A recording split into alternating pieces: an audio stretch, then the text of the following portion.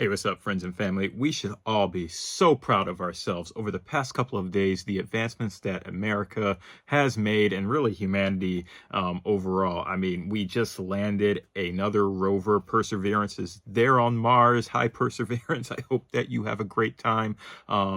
Surveying the Martian landscape and things like that. And then today, actually also yesterday, I surpassed 500 subscribers. Huge momentous occasion for humanity again. But today we have this ferret that was cloned, and who doesn't love ferrets? They're like the most adorable little creatures. They're right up there with sloths and just come on, who doesn't love ferrets? Well, this adorable black-footed ferret, if you haven't seen the news yet, named Elizabeth Ann. She's a little clone, and it was the first endangered U.S. species to be successfully cloned. So this black-footed ferret, the species is near extinction.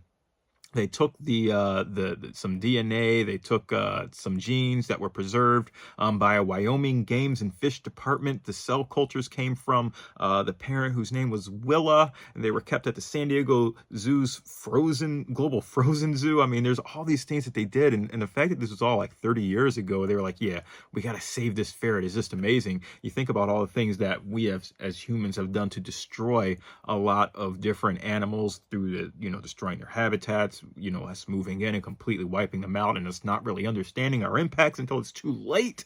And now you see that we're actually trying to do things to turn that around, to change those things. And just a little video, there's even a video of this adorable little ferret. Yeah, so the species was at one point considered to be extinct. However, a final colony was discovered in 1981, living in Wyoming. However, with the captive breeding population, they ran into an issue. When you only have a few remaining ferrets, or really anything, and the inbreeding can cause, issues with the shortage of genetic diversity, which can leave them susceptible to disease, along with reduced fertility rate, all those things. So Elizabeth Ann, this ferret, is good because she actually has a lot of genetic diversity.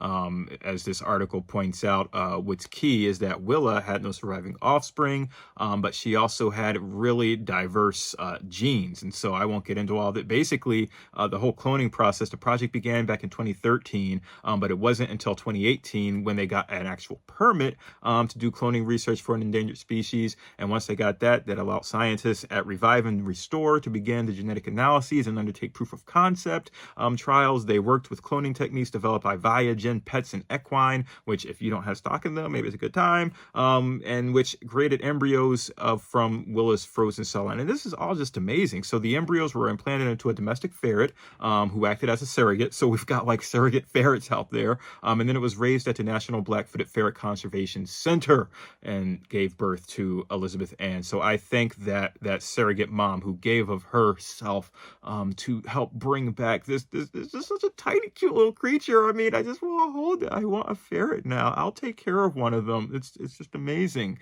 But what is amazing is just the whole genetic cloning process. We have moved one step closer to being as great as the Kaminoans who cloned and created all the clones in Star Wars, right? But it's just awesome to see the good things that humanity is doing. And part of me hopes that this is good in the long run, and that this ferret doesn't somehow have the genetic diversity that it then produces offspring that somehow can destroy us. I always like to think about things like that. I don't know why. My mind just goes there. But it's just awesome to see what we're able to do if we were able to bring back this black-footed ferret off the endangered species list and allow them to roam free without destroying their habitats. Because that's the most important part, as this article alludes to at the end, is that just cloning them won't be enough. We also have to make sure that we conserve the areas in which they live, and that we as humans stop destroying these places and just take a look around and be more conscious of our environment and be more sustainable. But we've